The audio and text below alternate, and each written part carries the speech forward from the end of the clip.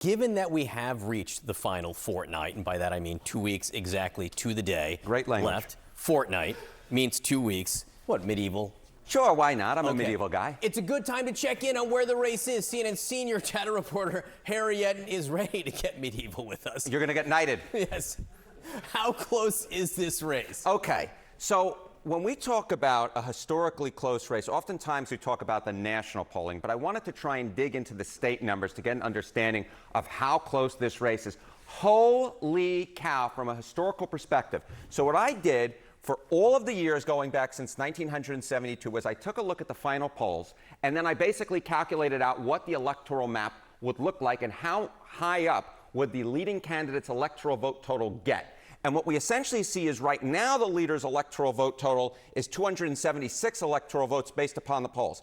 If you go back since 72 and try and find the closest years, if you go back to 2000, which of course was a historically close election, at the end of the campaign, the poll leader's electoral vote total was just 281 electoral votes. That's where Gore was in the final polls of that campaign. You go back to 2004, George W. Bush was at 296 electoral votes. So based upon the polls at this point, we are heading into the election with the closest polls in the Electoral College that we have ever seen, at least over the last 50 years. It's stuff like this that gets me up in the morning. It gets me truly excited as a political sort of scientist. This is a really interesting way to look at it. I never would have thought of this, but basically what the polls are showing right now, the polls. Correct. The closest race in terms of the electoral vote that we've ever seen. Exactly That's right. fascinating. All right, how about in the key states? Yeah, how about in the key states?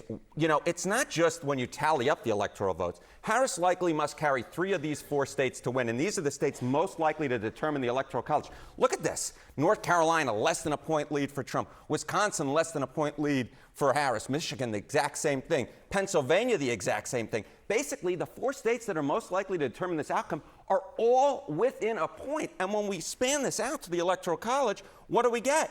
We get exactly this. Harris with that 276 electoral votes because she carries these Great Lake battleground states, right?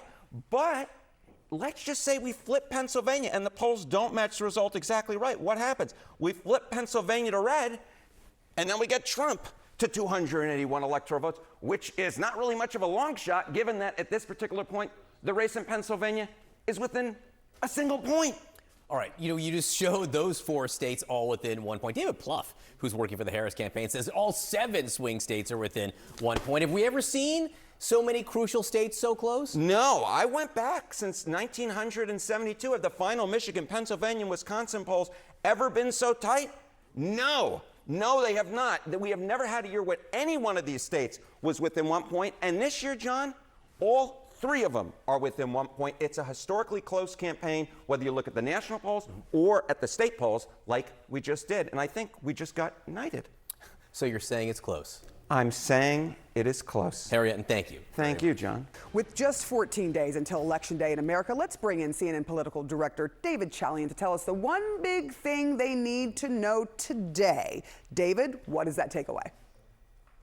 Well, you said it. It's 2 weeks to go until we count the votes. As you know, Sarah, more than 15 million people have already cast their vote in this election. The election is very much underway. But as voters are dialing into this race and prepare 2 weeks from now to watch, of course, right here on CNN, the vote returns unfold, it is important to take stock of where we are and what that means for when we'll know a result. And patience will be in order here. So just looking at the blue wall states, those 3 yellow battleground states you see there in the Great Lakes region, Pennsylvania, Michigan, and Wisconsin.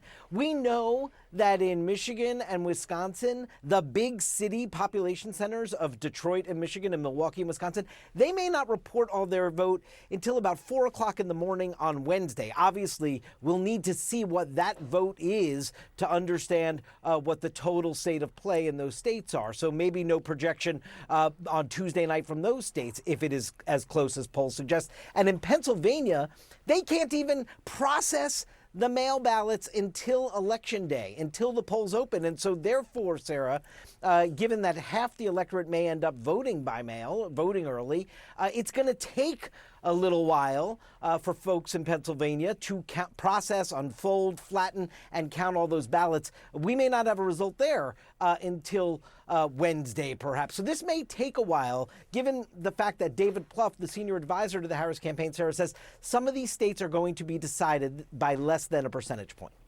Which is crazy. People have to be prepared for that. A lot of people nervous about that as well, how long it might take to get a result. Harris is now sitting down with NBC for an interview that will air tonight. She is also, of course, has a CNN town hall tomorrow, 9 p.m. with Anderson Cooper. What is she hoping to do with this and get out of this?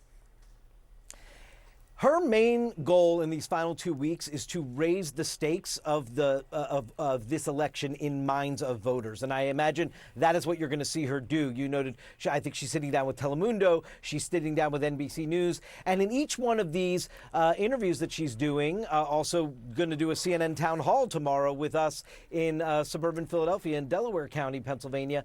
Her main goal has been to draw a sharp contrast with Trump on every issue at every moment of the day. And I'd be surprised if that's not what comes through in these interviews she's doing today, because their goal is to remind voters of the negatives of Donald Trump, because we see in a lot of polling that a lot of voters remember the positive sense of the economy or of having more money in their pockets. And the Harris campaign believes a second Trump term could be far more dangerous, and they want to remind voters of that as they go into the voting booth. We are in the final stretch, David Chalian. It feels like it came so fast. Thank you so much. Appreciate it. Yeah, John. thank you. All right, with us now, CNN senior political analyst Ron Brownstein and Republican strategist and former RNC communications director Doug Heye. Gentlemen, Vice President Harris spent an entire day in the 3 blue wall states, a phrase I believe invented by Ron Brownstein. Nice to have you here. Yesterday with Liz Cheney, a Republican. The 3 most important states in this election, a whole day with just 2 weeks left. I want to play a little bit of sound from that. I certainly have many Republicans who will say to me, I can't be public. They do worry about a whole range of things, including violence, but they'll do the right thing. And I would just remind people, if you're at all concerned, you can vote your conscience and not ever have to say a word to anybody. And there will be millions of Republicans who do that on November 5th. So that was the message sent, Ron. And the question is, to whom? Yeah. Is it just Republicans, or is it a little more complicated than that? Yeah.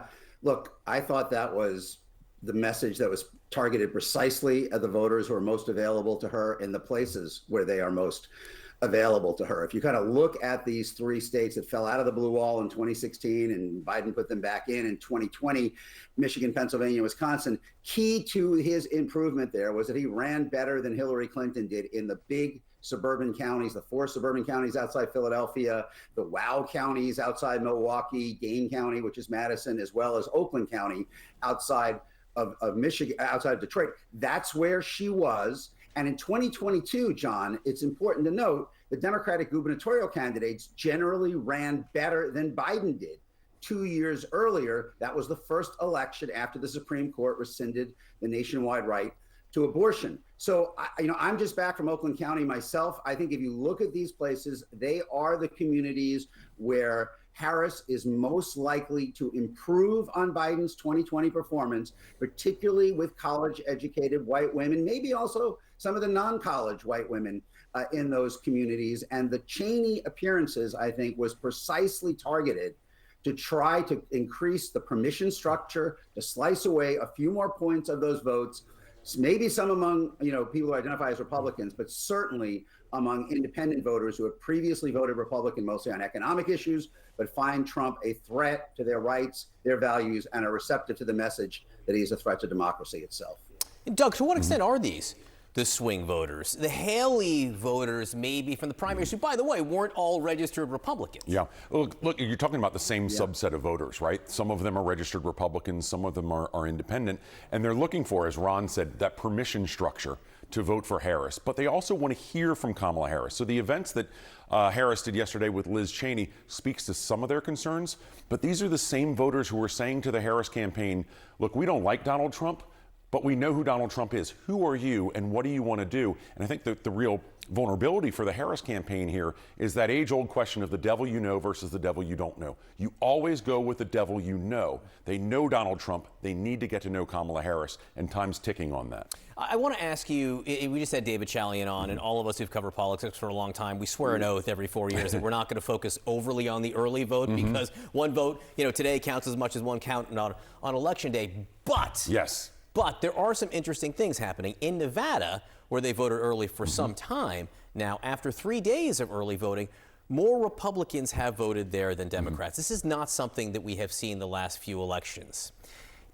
What is this a sign of? What are the possibilities here, Doug? So I try and disregard early voting as well, even though I usually vote early. And look at North Carolina as well. We see Republican numbers are up, Democratic numbers are down compared to 2020.